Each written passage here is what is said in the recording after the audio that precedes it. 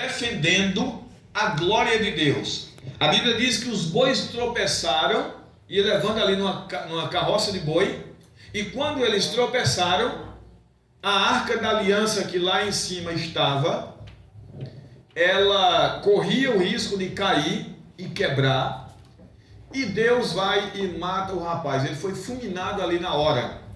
O rei Davi ficou indignado e reclamou com Deus. Por que Deus permitiu tal atrocidade acontecer? Uma tragédia. O rapaz veio para ajudar e acabou agora morto. Qual foi o problema de tudo isso? Talvez a genealogia de Uzá, ela possa trazer para nós mais um pouquinho de clareza sobre o acontecimento daquele momento. Traga a tua Bíblia um pouquinho aí mais atrás, primeiro livro de Samuel, capítulo 7. Vamos ver aqui se traz mais clareza para nós qual foi o motivo principal que Deus levou este jovem, essa pessoa à morte. Capítulo 7, verso 1.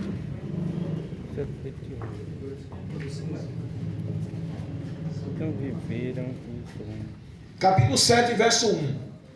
De primeiro livro de Samuel. Quem pode ler para nós aí bem firme e forte?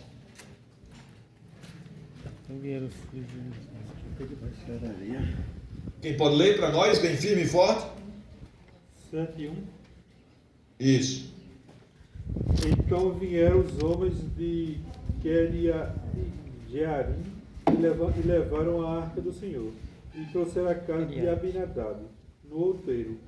Consagraram Eleazar e o seu filho para que guardasse a arca do Senhor. Muito bem. Quando nós olhamos aqui, esta arca estava na casa dele. Abinadab era o seu pai, e a arca, por cerca de 20 anos, estava na casa de Uzá.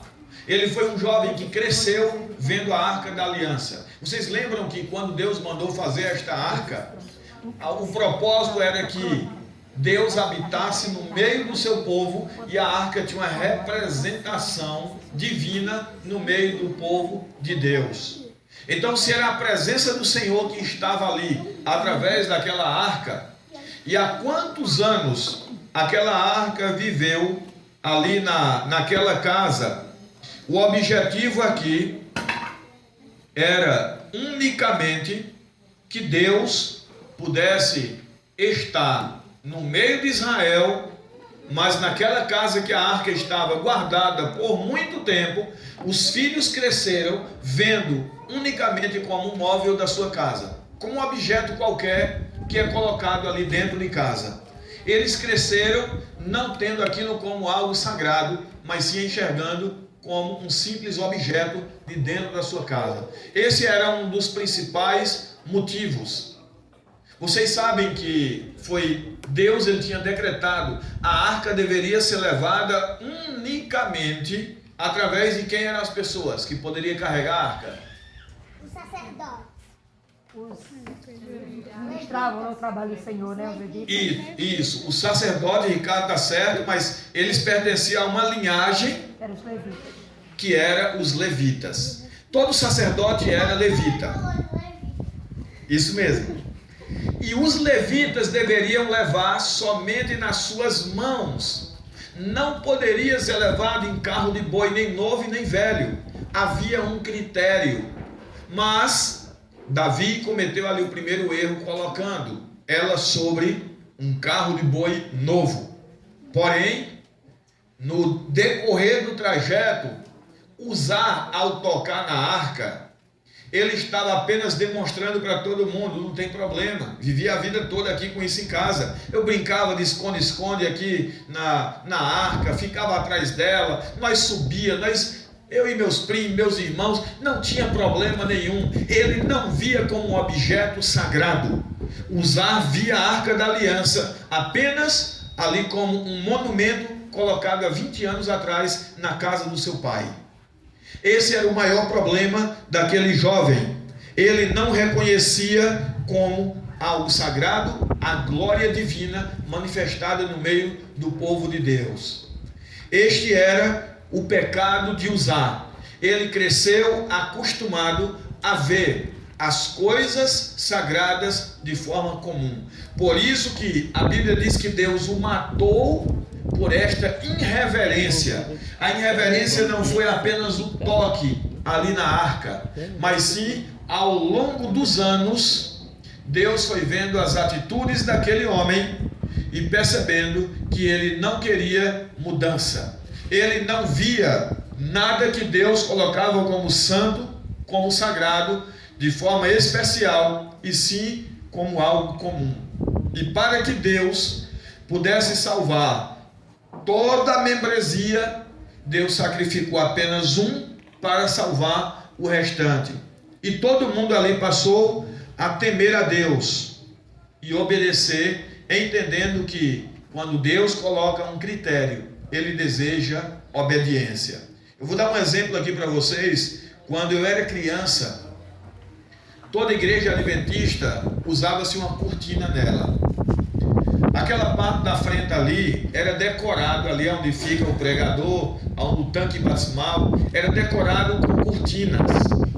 E naquela época era ensinado para nós crianças na igreja que não deveria estar transitando ali, passando em um local que era utilizado como sagrado para abrir a palavra de Deus.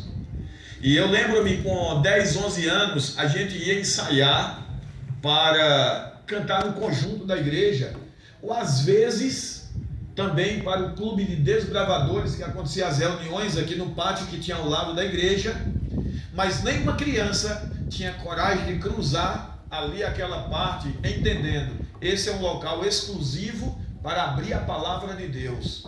Então, se aqui foi consagrado para expor a vontade de Deus sobre o seu povo, nós devemos evitar de que crianças como nós venhamos tirar a reverência desse lugar.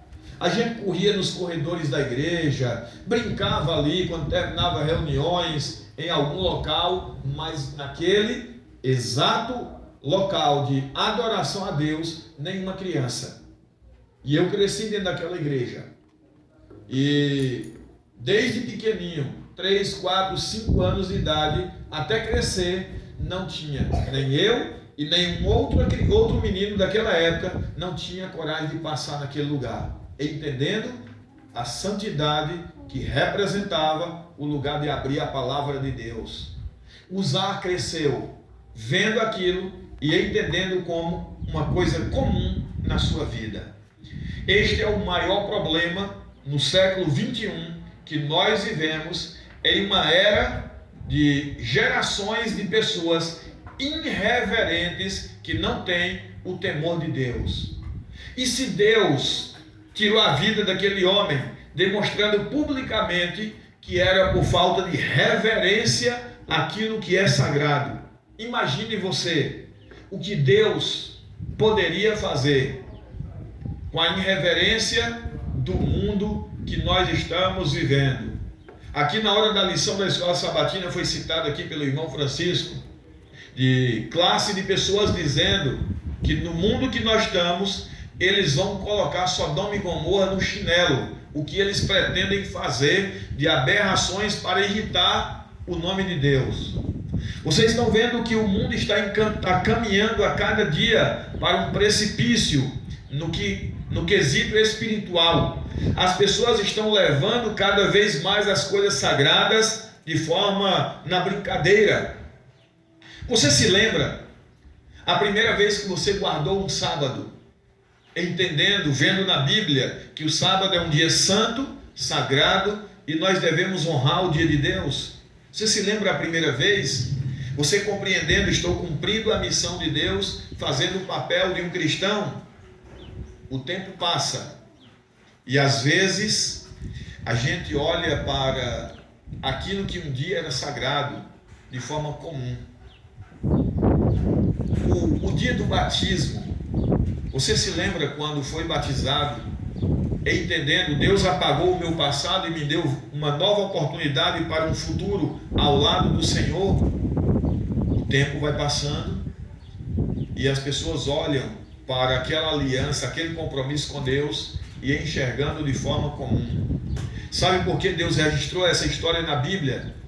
Para eu e vocês entendermos que aquilo que é sagrado, consagrado por Deus, Ele nunca vai aceitar que nós venhamos levar de forma na brincadeira ou algo irreverente. Queridos, a primeira vez que alguém devolveu o santo dízimo, entendendo que aquilo pertencia a Deus, o tempo passa e algumas pessoas vão olhando para aquilo como se fosse apenas recurso financeiro para uma instituição religiosa, sendo que Deus instituiu na Bíblia Sagrada o dízimo é algo que pertence a Deus, e fora disso nós estamos roubando ao Senhor em dízimos e ofertas. Com isso nós podemos perceber a caminhada cristã em um tempo ela tem se tornado comum na vida das pessoas. Você percebeu também a primeira vez que você participou de uma Santa Ceia na igreja, entendendo que o batismo é a primeira aliança e a Santa Ceia é a nova aliança no sangue do Cordeiro.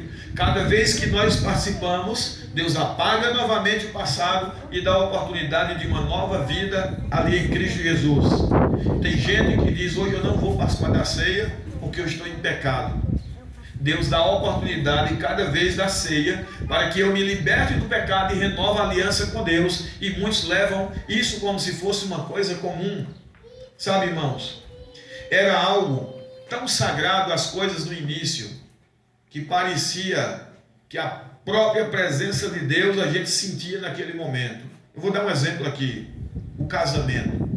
Eu fiz um casamento há 2 semanas atrás, e um rapaz, o noivo, quando ele viu a noiva entrando, ele se emocionava e ele chorava do começo até o final, entendendo que no casamento era Deus que estava instituindo uma nova família e estava dando para ele o privilégio de ele ser o líder daquela família, o líder espiritual, conforme a Bíblia coloca. Algumas pessoas no dia do casamento se emocionam e ficam felizes porque Deus uniu ali uma nova família e deu a bênção para que eles crescessem e multiplicassem. Os dias se passam e o casamento se torna tão comum que muitos olham como se não tivesse a bênção de Deus, já gritam um com o outro, já começa agora a dizer coisas que desagrada, tratar como se fosse algo comum, uma coisa que é sagrada. Não se esqueça, o seu casamento, não importa quem foi que dirigiu aquelas palavras, se foi um juiz de paz, se foi um pastor, se foi um padre, não se engane, o homem não pode abençoar ninguém, a bênção foi dada por Deus. As palavras proferidas foi por um homem, por um líder, seja religioso ou um líder constituído ali pelo Estado. Eis a questão: Deus abençoou, e não trate de forma comum aquilo que Deus trouxe como algo sagrado. E Deus não aceita aquilo que Ele estabeleceu como algo sagrado que nós venhamos tratar de forma comum. Esse foi o problema na vida de Uzá. Ele via tudo que era sagrado como se fosse uma coisa qualquer. O tempo passa e as pessoas esquecem de enxergar aquilo que um dia para ele já foi sagrado. Irmãos, Uzá, ele caiu ali em um risco que já vinha há muito tempo sido exposto para ele. O que era aquele móvel na sua casa era a presença divina de forma sagrada ali na Arca da Aliança, e ele enxergava aquilo como se não fosse nada importante. Nós devemos cuidar para não olharmos o que já enxergamos um dia como sagrado de uma forma natural na vida do ser humano. Nós corremos o risco de cair no mesmo erro que Uzá caiu, quando perdemos a noção do que é sagrado e se torna algo banal em nossa vida. A grande oportunidade que aquele homem perdeu de um dia entrar no céu, na Nova Jerusalém, unicamente porque ele não via o que Deus estabelecia como algo santo, como algo separado. aqui vem para todos nós colocar em pauta em nossa vida. Não olhe para a Bíblia Sagrada, a Palavra de Deus, como um livro comum, como um livro qualquer em nossa casa. Sabe qual tem sido o problema de muita gente? É olhar para esse livro que está presente na casa de todos os brasileiros. A Bíblia Sagrada, se ela não estiver em forma de um livro, mas ela pode estar na nossa casa, através do celular, do computador, da internet. Esse é o livro mais lido do mundo, é o livro mais odiado do mundo, é o livro mais amado, mas também o mais rejeitado. A Bíblia Sagrada é um livro que está presente em todas as línguas do mundo, é o livro mais vendido em todo o planeta. Em 2020, antes da pandemia, em janeiro de 2020, um grupo de pessoas da cidade que eu morava, em Ji-Paraná, Rondônia, 20 pessoas se deslocavam para fazer missão em alguns países da África. E eles arrecadaram, inclusive eu mandei algumas, cerca de 4 toneladas de Bíblia para entregar em algumas localidades da África. E quando eles voltaram trazendo o relatório, quantas centenas de pessoas foram batizadas através do trabalho deles ali naquela missão. Eles diziam com lágrimas nos olhos, trazendo ali o relatório: 20 adventistas saíram, entre eles médicos, pastores, líderes da igreja. E aqueles irmãos diziam: o que me impressionava era pessoas que nunca tinham visto uma Bíblia fisicamente ao pegar. E tinha cidades que eles chegavam ali, vamos dizer ali, com 100 Bíblias para distribuir por famílias. As pessoas choravam abraçado com a Bíblia, e tinha gente que dizia: agora eu já posso morrer, já contemplei a palavra de Deus. Pessoas que nunca tinham visto na vida uma Bíblia, e emocionados: eu não posso acreditar, aqui está a palavra de Jesus Cristo que Deus escreveu. Chorando, abraçados ali com a Bíblia, e entendendo: agora eu posso compreender e enxergar o desejo de Deus para a minha caminhada cristã. Esse para mim não foi o maior problema. É enxergar e saber que a Bíblia Sagrada está na casa de cada pessoa, e começa um dia e termina, e milhares de pessoas não pegam na Bíblia e não lê uma palavra sequer para lhe fortalecer na vida espiritual. Sabe, irmãos, a Santa Bíblia, a palavra sagrada de Deus, está presente em todos os lugares, mas muita gente trata esse livro como se fosse comum. Aqui não é um livro de receitas, que eu quero fazer um bolo e eu vou pegar agora, na hora que necessito. A Bíblia Sagrada é o pão que alimenta de forma espiritual a mim e a cada um de vocês. E se um cristão não lê todos os dias, infelizmente, ele vai enfraquecer, adoecer e morrer espiritual. A nossa vida espiritual, ela é nutrida pela palavra do Senhor. Às vezes, quando alguém é batizado, quando ele pega a Bíblia pela primeira vez, ele lê e fica emocionado e feliz. Eu tenho uma Bíblia em mãos. A igreja adventista talvez seja a única igreja que, quando alguém é membro batizado, ele recebe uma Bíblia. Talvez, se tivesse que pagar caro por ela, milhares de pessoas iriam valorizar o livro sagrado de Deus. Nós não podemos tratar de forma comum aquilo que é sagrado. Eu tenho uma Bíblia na minha casa, ela tem quase 100 anos. Sabe aquela Bíblia católica bem antiga? Um homem, quando era jovem, se eu não estiver enganado, ele vendeu 2 vacas para poder comprar. E veio de fora um padre e trouxe de, sabe lá Deus de onde. Ele era bem idoso já, ele tinha morrido e estava agora, a segunda esposa dele, ela tem uns 60 e poucos anos, e ela me presenteou com aquela Bíblia antiga. E de todas as Bíblias que tenho, essa para mim é a mais valiosa, porque ela tem uma história. É uma Bíblia da época que só rico poderia ter. Grandes fazendeiros compravam. E eu observando, por que se pagou tão caro na época para ter uma Bíblia? Porque era novidade, era algo especial. A família que tinha uma Bíblia era considerada pessoas importantes na sociedade naquela época. E hoje duvido que tenha uma casa de alguém aqui que não tenha uma Bíblia Sagrada. Mas eis o problema: nós temos a liberdade, o livre-arbítrio de ter a palavra de Deus em nossa casa. E às vezes começa um dia e termina e não lê uma palavra sequer deste livro sagrado. Isso é tornar de forma banal aquilo que Deus consagrou como algo especial para o tempo que nós estamos vivendo. Milhares de pessoas escolhem na sua igreja um dia como especial para ser o dia de adoração. Quero dizer para vocês, o que é que torna um lugar sagrado? Vocês lembram no meio do deserto, quando Deus disse para Moisés: tira a sandália de teus pés, porque o lugar que você está é o quê? Lugar santo, terra santa. O que é que tornava aquele lugar santo e sagrado? A presença de Deus naquele lugar. Aqui nós estamos no fundo de uma igreja, o que está em reforma. Este local se torna sagrado, porque Deus está aqui para receber a adoração dos seus filhos.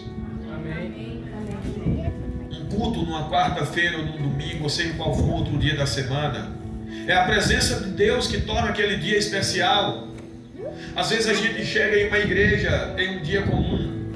O dia de sábado está lotada a igreja, mas nos outros dias tem poucas pessoas. É o dia, é a igreja. Ou o que é que torna aquele local especial? É a presença divina. Deus não quer que os dias, os cultos da semana se tornem comum para mim e vocês. Os dias da semana são especiais para adorarmos a Deus também. O sábado é santo e sagrado, segundo a Bíblia, palavra do Senhor. Mas em meio à semana, todos os cultos de adoração nós devemos se fazer presente, porque é a presença divina que está ali para ser adorado. Deus não quer que você e eu possamos ver dízimo e oferta apenas como dinheiro, e sim como algo sagrado para o crescimento da pregação do Evangelho em todo o mundo. Deus não quer que venhamos olhar para a Santa Ceia apenas como um rito da igreja, mas sim como algo sagrado que separa nós deste mundo, religando a Deus. Deus não quer que nós venhamos olhar para o chamado que Deus fez a vocês e a mim apenas como uma escolha. Eu escolhi ser adventista. Não, foi Deus que te chamou, Deus que te escolheu. Deus escolheu a mim. Eu não sou apenas mais um jogado por aí, não. Eu aceitei o chamado divino para pertencer a um povo que caminha rumo à Canaã celestial. Deus não quer que nós venhamos olhar a glória de Deus que se manifesta na vida dos seus filhos, na minha vida e na sua, como algo qualquer. Lembrem-se, independentemente se você é adventista ou não, a palavra de Deus diz que nosso corpo é templo de quem? É templo do Espírito Santo. Deus não está dizendo que é apenas de adventista, assembleano, batista ou católicos. Deus está dizendo que o templo do ser humano, o corpo do ser humano é o templo do Espírito Santo. Não veja como algo qualquer. Nós pertencemos a Deus de corpo e também de espírito. Deus separou você, a sua casa e a sua família para pertencer ao Senhor.